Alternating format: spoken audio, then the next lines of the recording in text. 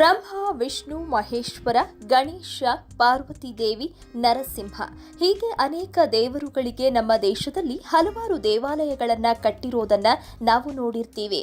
ಆದರೆ ಪಂಚ ಪಾಂಡವರ ಪತ್ನಿಯಾದ ದ್ರೌಪದಿ ದೇವಿಗೆ ನಿರ್ಮಿತವಾದ ದೇವಾಲಯವನ್ನ ನೀವು ಯಾವತ್ತಾದ್ರೂ ನೋಡಿದ್ದೀರಾ?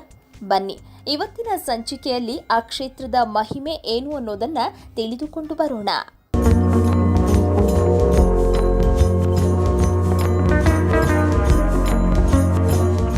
ಧರ್ಮ ಅಧರ್ಮಗಳ ಮಧ್ಯೆ ಯುದ್ಧ ನಡೆದಾಗ ಯಾವತ್ತಿಗೂ ಧರ್ಮವೇ ಗೆಲ್ಲುತ್ತೆ ಎನ್ನುವುದನ್ನ ನಮಗೆ ತಿಳಿಸಿಕೊಡೋದು ಮಹಾಭಾರತ. ಪಂಚ ಪಾಂಡವರ ಪತ್ನಿಯಾದ ಪಾಂಚಾಲಿಯನ್ನ ಶ್ರೇಷ್ಠ ಪತಿವ್ರತೆ ಎಂದು ನಮ್ಮ ಹಿಂದೂ ಧರ್ಮ ಗ್ರಂಥಗಳಲ್ಲಿ ಉಲ್ಲೇಖಿಸಲಾಗಿದೆ.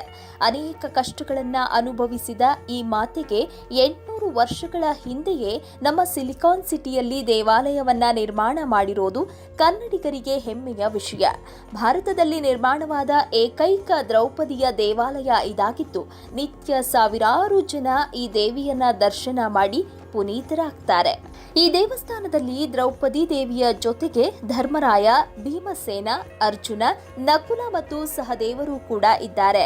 ಈ ದೇವಾಲಯವು ಧರ್ಮರಾಯ ಸ್ವಾಮಿ ದೇವಾಲಯ ಎಂದೇ ಪ್ರಸಿದ್ಧಿಯಾಗಿದ್ದು, ಇಲ್ಲಿಗೆ ಬಂದು ಮಹಿಳೆಯರು ಭಕ್ತಿಯಿಂದ ಪೂಜೆ ಮಾಡಿದ್ರೆ ಅವರಿಗೆ ಕುಂಕುಮ ಭಾಗ್ಯವನ್ನ ಕರುಣಿಸ್ತಾಳೆ ಈ ದ್ರೌಪದಿ ದೇವಿ. ಅಲ್ಲದೆ ಇಲ್ಲಿಗೆ ಬಂದು ಭಕ್ತಿಯಿಂದ ಬೇಡಿಕೊಳ್ಳೋದ್ರಿಂದ ನಮ್ಮೆಲ್ಲ ಮನೋಕಾಮನೆಗಳು ಸಿದ್ಧಿಯಾಗುತ್ತೆ ಅನ್ನೋದು ಇಲ್ಲಿಗೆ ಬರುವ ಪ್ರತಿ ಭಕ್ತರ ಅಚಲವಾದ ನಂಬಿಕೆಯಾಗಿದೆ.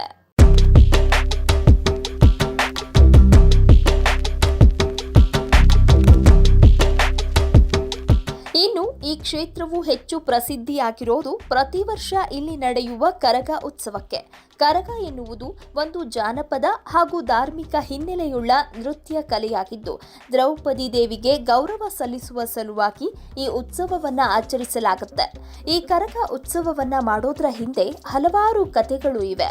ಪುರಾಣದ ಕತೆ ಪ್ರಕಾರ ಹಿಂದೆ ಮಹಾಭಾರತ ಯುದ್ಧದ ಸಮಯದಲ್ಲಿ ದ್ರೌಪದಿಯು ತನ್ನ ರಕ್ಷಣೆಗೆಂದು ವೀರಕುಮಾರರೆಂಬ ಸೈನಿಕರನ್ನ ಸೃಷ್ಟಿಸಿಕೊಳ್ತಾಳೆ. ನಂತರ ಯುದ್ಧ ಮುಗಿದು ಆಕೆ ಪಾಂಡವರ ಜೊತೆ ಸ್ವರ್ಗಕ್ಕೆ ಹೋಗುವ ಸಮಯದಲ್ಲಿ ವೀರಕುಮಾರರು, ತಾಯಿ ನೀನು ನಮ್ಮ ಜೊತೆಯೇ ಇರಬೇಕೆಂದು ಬೇಡಿಕೊಳ್ತಾರೆ. ಆದರೆ ಪಾಂಚಾಲಿಯು, ನಾನು ನನ್ನ ಪತಿಯರನ್ನ ಅನುಸರಿಸಿ ಹೋಗೋದು ಅನಿವಾರ್ಯ, ಹೀಗಾಗಿ ವರ್ಷಕ್ಕೊಂದು ಬಾರಿ ಭೂಮಿಗೆ ಬರುತ್ತೇನೆಂದು ವೀರಕುಮಾರರಿಗೆ ಹೇಳುತ್ತಾಳೆ. ಹೀಗಾಗಿ ದ್ರೌಪದಿ ಧರೆಗಿಳಿದು ಬರುವ ದಿನವನ್ನ ಕರಗ ಎಂದು ಆಚರಿಸಲಾಗುತ್ತೆ. ಇನ್ನೊಂದು ಕಥೆಯ ಪ್ರಕಾರ ಮಹಾಭಾರತದ ಯುದ್ಧದ ನಂತರ ದ್ರೌಪದಿಯು ಸ್ವರ್ಗಾರೋಹಣ ಮಾಡಲು ಹೋಗುವ ಸಮಯದಲ್ಲಿ ಮೂರ್ಛೆ ಹೋಗ್ತಾಳೆ. ಆಗ ತಿಮಿರಾಸುರನೆಂಬ ರಾಕ್ಷಸ ಆಕೆಯ ಮೇಲೆ ದಾಳಿ ಮಾಡ್ತಾನೆ. ಇದರಿಂದ ಕೋಪಗೊಂಡ ದ್ರೌಪದಿಯು ರೌದ್ರ ರೂಪ ತಾಳಿ ತಲೆ ಮೇಲೆ ಕುಂಭವನ್ನ ಧರಿಸಿ ನರ್ತಿಸಿ ರಾಕ್ಷಸನನ್ನ ಹಿಮ್ಮೆಟ್ಟಿಸುತ್ತಾಳೆ. ಹೀಗಾಗಿ ಈ ಕರಗ ಉತ್ಸವವನ್ನ ಆಚರಿಸಲಾಗುತ್ತೆ ಎನ್ನುವ ಪ್ರತೀತಿಯೂ ಕೂಡ ಚಾಲ್ತಿಯಲ್ಲಿದೆ. 10 ದಿನಗಳ ಮಹೋತ್ಸವವಾದ ಕರಗದ ಪ್ರತಿಯೊಂದು ದಿನವೂ ಒಂದೊಂದು ವಿಶೇಷವಿರುತ್ತೆ. ಹಿತ್ತಾಳೆಯ ಕೊಡವನ್ನ ಹೂಗಳಿಂದ ಸುಂದರವಾಗಿ ಕಿರೀಟದಂತೆ ಅಲಂಕರಿಸಿ ತಲೆಯ ಮೇಲಿಟ್ಕೊಂಡು ಕೈಯಲ್ಲಿ ಖಡ್ಗವನ್ನ ಹಿಡಿದು ಕರಗಧಾರಿಗಳು ಬೀದಿ ಬೀದಿಗಳಲ್ಲಿ ಸಂಚರಿಸುತ್ತಾರೆ. ತ್ರಯೋದಶಿಯ ರಾತ್ರಿ ಸುಮಾರು 250ಕ್ಕೂ ಹೆಚ್ಚು ವೀರಕುಮಾರರು ಬಳಿ ವಸ್ತ್ರ ಧರಿಸಿ ಕೆಂಪು ರೇಷ್ಮೆ ವಸ್ತ್ರವನ್ನ ಸೊಂಟಕ್ಕೆ ಬಿಗಿದು ಮೈಸೂರು ಪೇಟ ತೊಟ್ಟು ಜಯಘೋಷಗಳೊಡನೆ ಅಲಗು ಸೇವೆ ಮಾಡುತ್ತಾರೆ. ಈ ದೃಶ್ಯವನ್ನ ಕಣ್ತುಂಬಿಕೊಳ್ಳೋದೇ ಒಂದು ದಿವ್ಯ ಅನುಭೂತಿಯಾಗಿದೆ.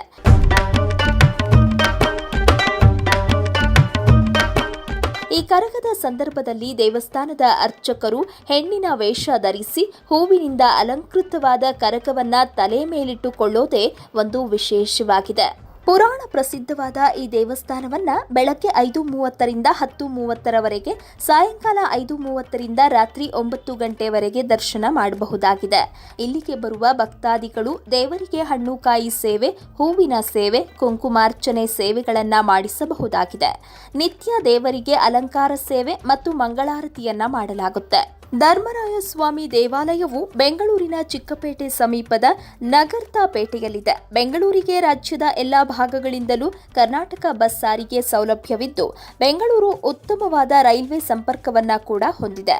ಮೆಜೆಸ್ಟಿಕ್ನಿಂದ ಚಿಕ್ಕಪೇಟೆಗೆ 36A, 36B, 36D, 36E, 36G ಬಸ್ಗಳು ಸಂಚರಿಸುತ್ತವೆ. ಚಿಕ್ಕಪೇಟೆಯಿಂದ ಆಟೋ ಮೂಲಕ ನಗರ್ತಪೇಟೆಯನ್ನ ತಲುಪಬಹುದಾಗಿದ್ದು, ಚಿಕ್ಕಪೇಟೆ ಸಮೀಪವಿರುವ ಈ ದೇವಸ್ಥಾನಕ್ಕೆ ನಮ್ಮ ಮೆಟ್ರೋ ಮೂಲಕ ಚಿಕ್ಕಪೇಟೆ ತಲುಪಿ ಅಲ್ಲಿಂದಲೂ ಸುಲಭವಾಗಿ ದೇವಸ್ಥಾನಕ್ಕೆ ಭೇಟಿ ನೀಡಬಹುದಾಗಿದೆ. ಸಾಧ್ಯವಾದರೆ ನೀವು ಒಮ್ಮೆ ಈ ಅಪರೂಪದ ದೇವಸ್ಥಾನಕ್ಕೆ ಒಮ್ಮೆ ಭೇಟಿ ನೀಡಿ ಅಂತ ಹೇಳ್ತಾ ಇವತ್ತಿನ ಧರ್ಮ ದೇಗುಲ ದರ್ಶನ ಕಾರ್ಯಕ್ರಮವನ್ನ ಮುಗಿಸ್ತಾ ಇದ್ದೇವೆ. ವೀಕ್ಷಕರ ಗಮನಕ್ಕೆ ನಿಮ್ಮ ಅನಿಸಿಕೆ ಅಥವಾ ಅಭಿಪ್ರಾಯಗಳನ್ನು ಕಮೆಂಟ್ ಮುಖಾಂತರ ವ್ಯಕ್ತಪಡಿಸಬಹುದು.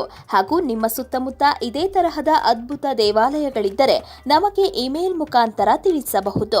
ನಮ್ಮ ಇಮೇಲ್ ಐಡಿ inspireKannada@gmail.com. ಮುಂದಿನ ಸಂಚಿಕೆಯಲ್ಲಿ ಮತ್ತೊಂದು ವಿಶೇಷವಾದ ದೇಗುಲದ ಮಾಹಿತಿಯೊಂದಿಗೆ ನಿಮ್ಮ ಮುಂದೆ ಬರ್ತೀವಿ. ಈ ವಿಡಿಯೋ ನಿಮಗೆ ಇಷ್ಟವಾಗಿದ್ದಲ್ಲಿ ದಯವಿಟ್ಟು ನಮ್ಮ ಚಾನೆಲ್ನ ಸಬ್ಸ್ಕ್ರೈಬ್ ಮಾಡಿ ಹಾಗೂ ಬೆಲ್ ಬಟನ್ನ ಕ್ಲಿಕ್ ಮಾಡಿ. ವಂದನೆಗಳು.